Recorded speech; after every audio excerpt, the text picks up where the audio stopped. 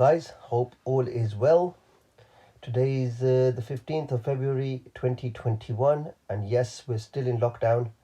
We've been in lockdown for over a year now, and many people have lost loved ones.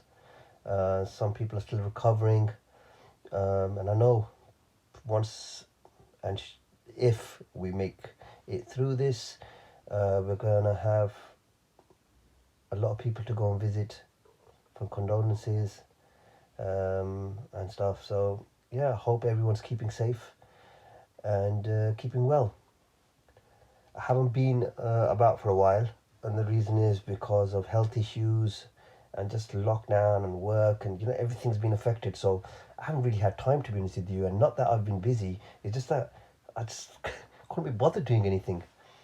Just been reading a few books, watching a few movies, and last night I came across Bhagat Singh. Bhagat Singh was a freedom fighter from India in the early 1930s. And yeah, I came across him, and I've watched his movies before based on him and stuff like that. But last night I actually started reading on him, and I was quite affected and touched by his story. So I thought I might as well share my thoughts on Bhagat Singh. And the reason I've named this vlog Bhagat Singh Exposed is because I'm exposing Bhagat Singh to the people that don't know nothing about him, that misunderstood what he stood for, and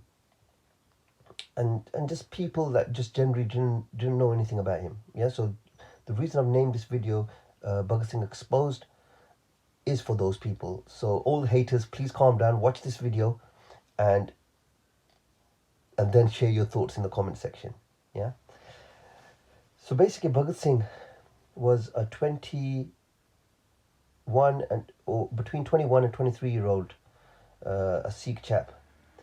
The reason I'm saying between 21 and 23 is because a lot of the history books are saying he was 23, but realistically, in the 1920s, I don't think they really had a system where they can register the exact date and time of a birth, especially in India at that time. So give and take, there's always a year here and there. So the reason I'm using the term between 21 and 23 is because you can never be sure, even though the books state and the movie state that he was 23 years old.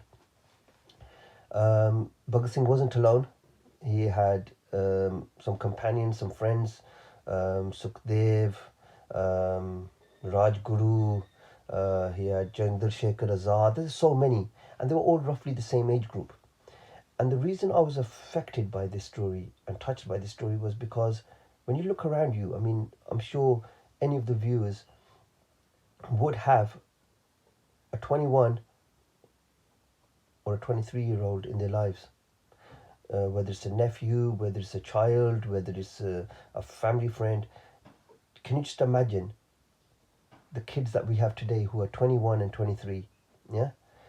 And they're thinking, how they think, how they carry themselves, and then compare it to someone like Bhagat Singh, someone who was at the same age and sacrificed everything, sacrificed his life, saying and doing are two different things, and this guy actually done it, and he had a vision. And when you read up his stories or you watch any of the movies based on him, he kept saying that, look, I'm not fighting for freedom from the British. We want freedom from all the oppressors. Because we don't want anyone, who's going to come and rule us and then divide us by religions or castes or areas or colour or how much wealth you have. And it's really sad, but he was right. That's what's happening. A lot of people, like I'm obviously from Pakistan, Azad Kashmir. The Pakistani side controlled Azad Kashmir. And a lot of people might actually attack me on this and say, why are you talking about Bhagat Singh? But guys, the reason I've chosen Bhagat Singh, because yes, we do have freedom fighters that have done similar things to Bhagat Singh in Pakistan, in Kashmir. The reason I've turned around and chosen Bhagat Singh for this vlog is because Bhagat Singh represented India at a time where there was no Pakistan, there was no Bangladesh. So we were all one in India. And this guy, who's between 21 and 23 years old, yeah, laid the foundation of getting the British out. Yes, Gandhiji was fighting and doing his own way, but obviously non-violence. And Bhagat Singh's attitude was that we've tried your way and it's not getting us nowhere. Sometimes you have to go down this route to turn around to be heard. Now, if you people that don't know anything about Bhagat Singh, you can go and watch some movies or just read up on him on Google and stuff, and they'll tell you the basics. Basically, this guy, at the age of between 21 and 23, just think about it. Didn't he want a family? Wasn't he scared for his life? Didn't he just want to be happy? Why did he turn around and start thinking about others? You know?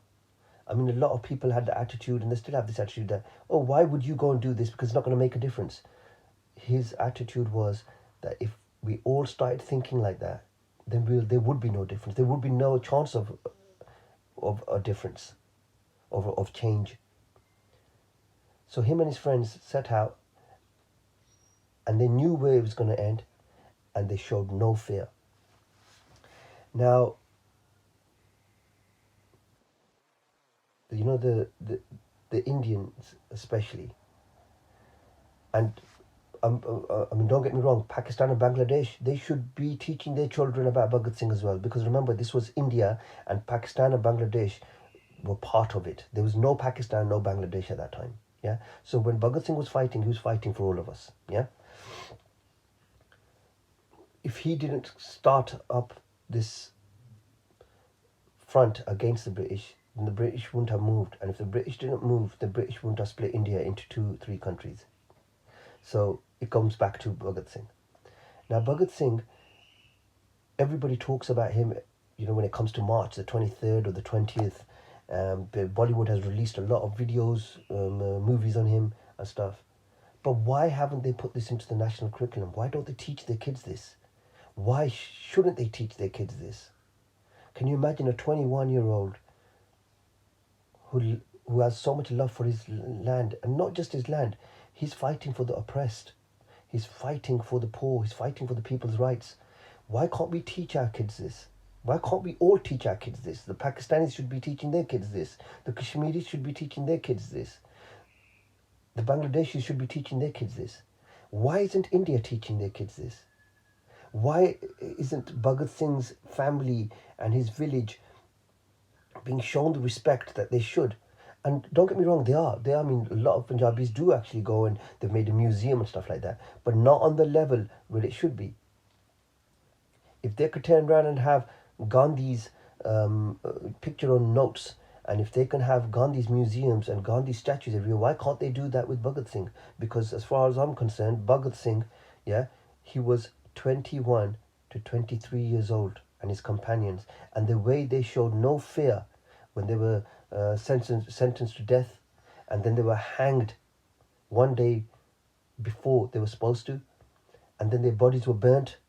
The bodies were never handed over to the families and stuff like that. So, you know, there's a lot of history behind it. Why was all that done?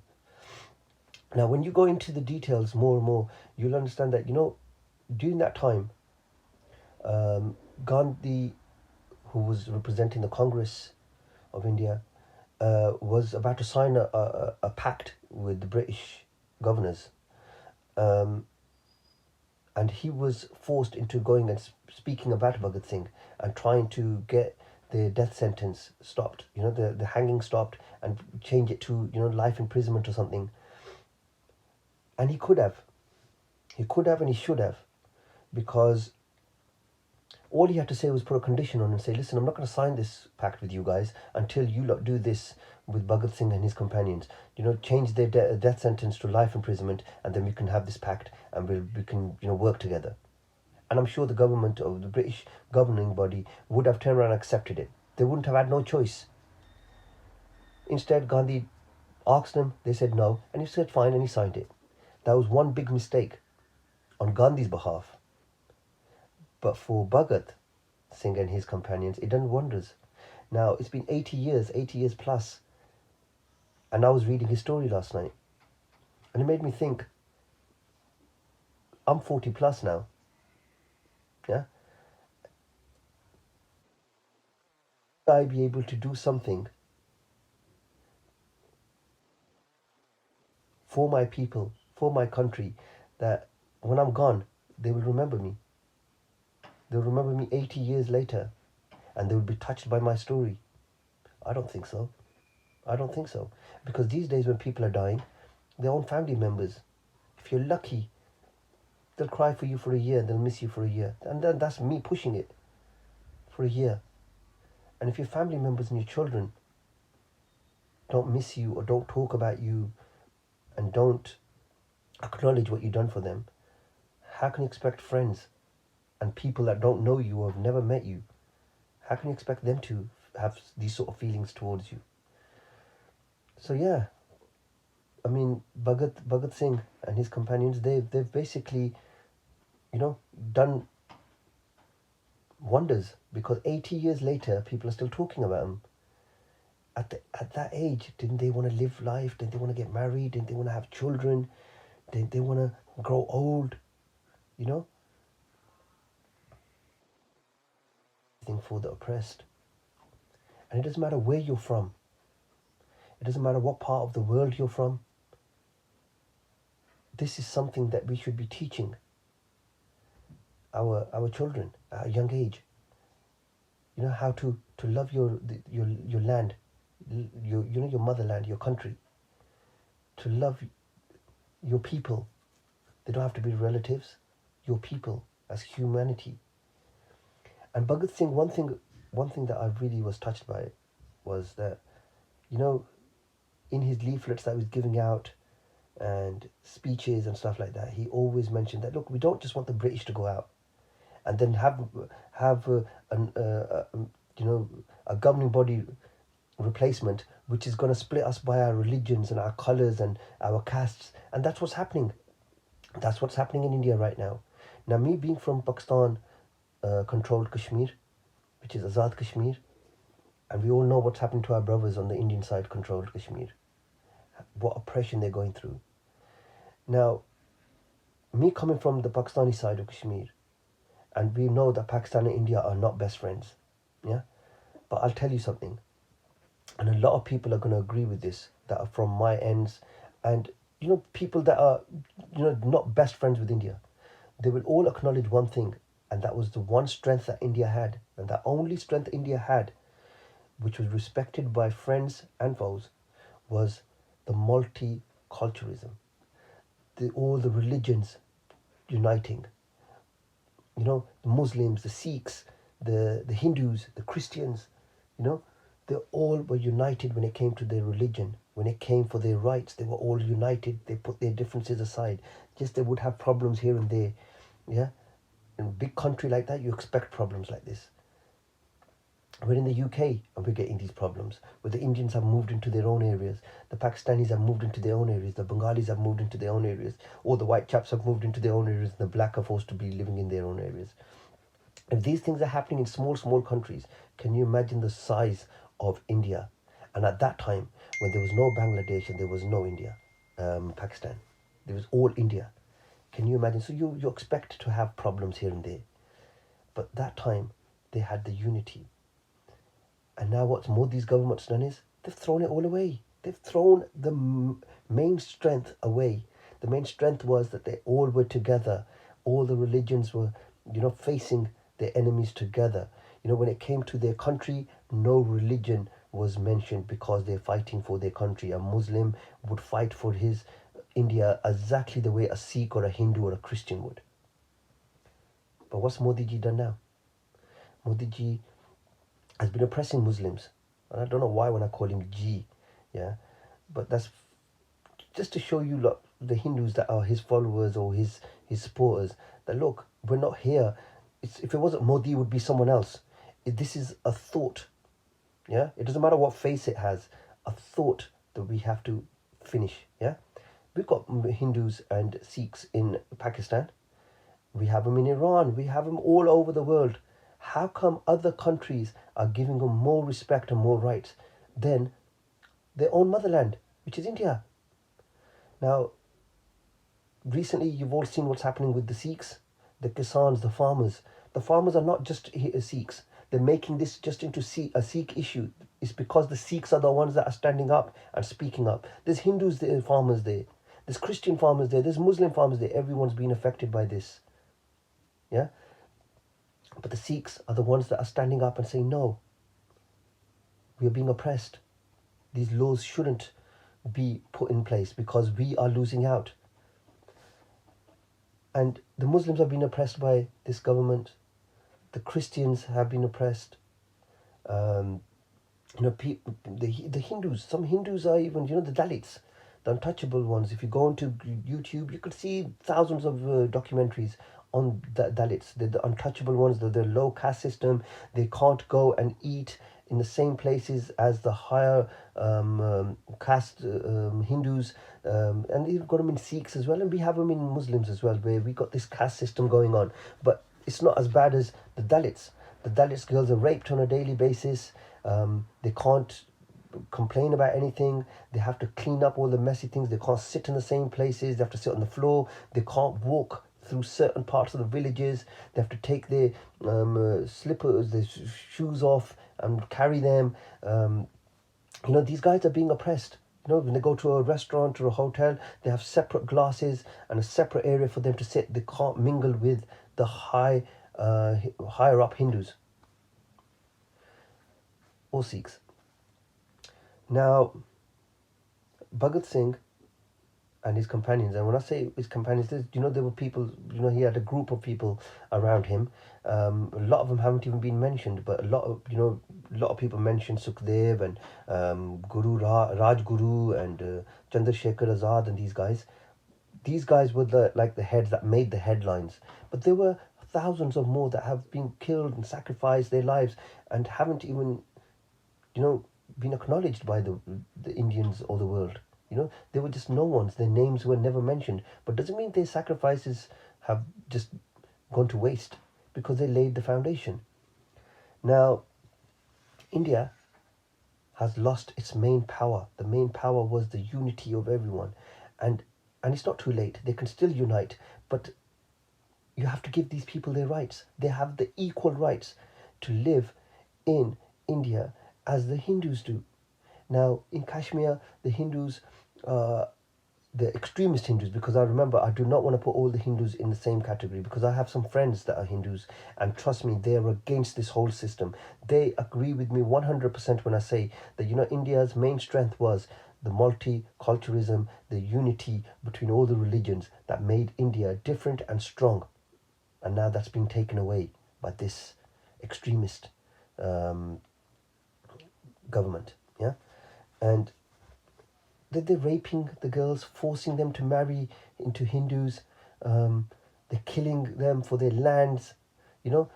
Everything's being manipulated, and the world is watching. The world is watching, and no one's doing anything about it. So these guys have got no choice but to stand up and fight for their own rights. Yeah. So that's the difference between terrorists and freedom fighters. That's the difference between violence and self-defense. And I was really touched by Bhagat Singh and his story. And I've got nephews and cousins and friends that are in that age group. And when you sit down and you talk to them, and then you read up on this chap and you look into his history and you think, what the hell, man? What was so different at that time with those 21 and 23-year-olds and today's 21 and 23-year-olds? I mean, today's 21, 23-year-olds just want to enjoy life. They want to have the best car. They want to have the best girl. They want to have the best clothes. They want to have money in their pocket. They want to travel the world. They want to get married. They want to have kids, stuff like that. Why was it so different for Bhagat Singh and his friends? At that age, why would they sacrifice their lives? Why would they give up everything? And they were not scared. Remember, these guys were sentenced to death. They were tortured. They were on hunger strike for 50 days. Some people say 30 days. Let's just, for argument's sake, go on for 20 days. Yeah? Can you imagine how hard it must have been for someone to be on hunger strike for 20 days and then be abused in the prison cells, beaten on a daily basis, tried to be force fed, um, and then they were sentenced to death.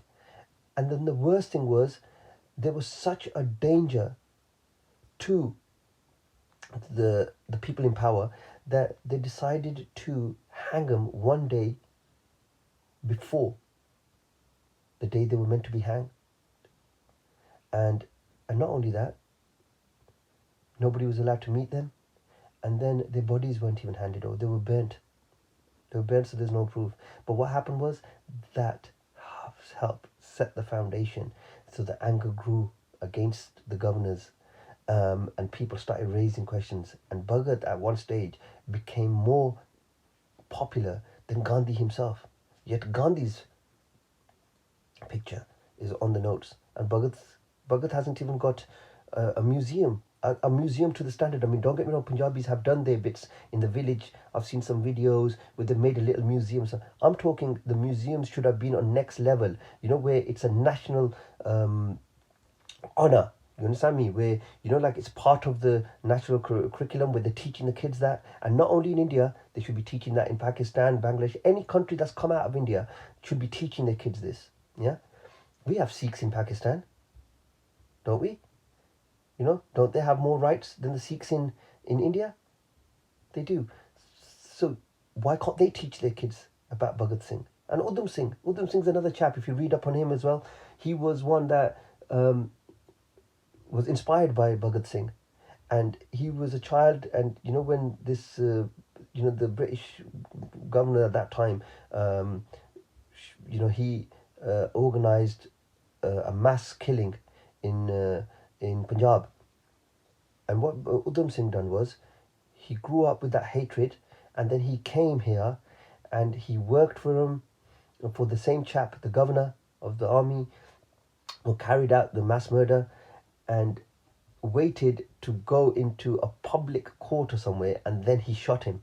And when they asked him, why didn't you turn around and kill him when you were with him alone, when you were working for him? He goes, if I killed him while I was working for him, while we were alone, then they would have said that an Indian servant killed his boss. Yeah? And he goes, I didn't want to do that because it wasn't about that. It wasn't about me. It was about what he'd done. And then he took revenge. Now, we need to turn around and, guys, I'm exposing Bhagat Singh from what I understand about Bhagat Singh. He was not a terrorist, like the way you read. Obviously, every country, if one's hero is one's villain, yeah. But the reality is, a 21-year-old, why would he go out of his way when he could have lived a comfortable life? He wasn't affected directly by any of this. From what I know, his parents were okay. They had financially, they were safe, so he could have, he was not involved with these guys at all, the British government or anyone. Why would he give up everything? And then remember what he used to say. He used to say that, listen, it goes, why would we want the British to leave us and we get free from the British, but then we are oppressed by our own, who are going to split us and divide us based on our colour, our religion, our areas, and how rich you are, your financial circumstances. And he was right. And it's sad, because if Bhagat Singh was looking down now, he would be sad. He would be sad that, why did I sacrifice my life for this? We were better off under the British rules. Because in India right now, everyone is being oppressed. People are being forced to leave their houses. People are killed. People have to give up their rights. And these people have the equal rights. No Hindu has more rights on India than a Muslim who's born and bred in India, than a Sikh that's born and bred in India, than a Christian that's born and bred in India, than a Dalit, untouchable, who's born and bred in India. Why? Why should a Hindu have more rights? Why can a Hindu go and do what he wants when he wants, yeah, and not have to pay the price of his evil doings? Why? So, yeah, I was really affected by that, touched by Bhagat Singh, and I just hope, I hope we all learn from this video. And I'm not trying to, um, I'm not trying to cause issues with, like trying to big up terrorists or anything. But he was not a terrorist. You have to look into it. What did he gain? What did he gain? Death. He just gained death.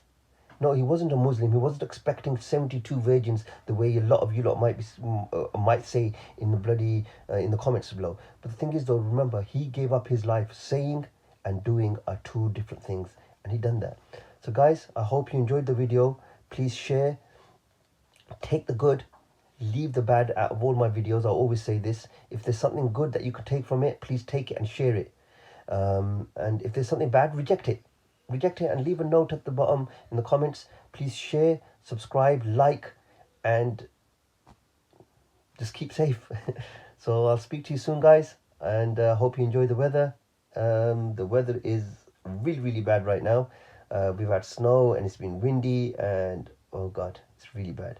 But just stay safe. At least you got a roof over your head. Think about them that don't have a roof over their head, and speak to you soon.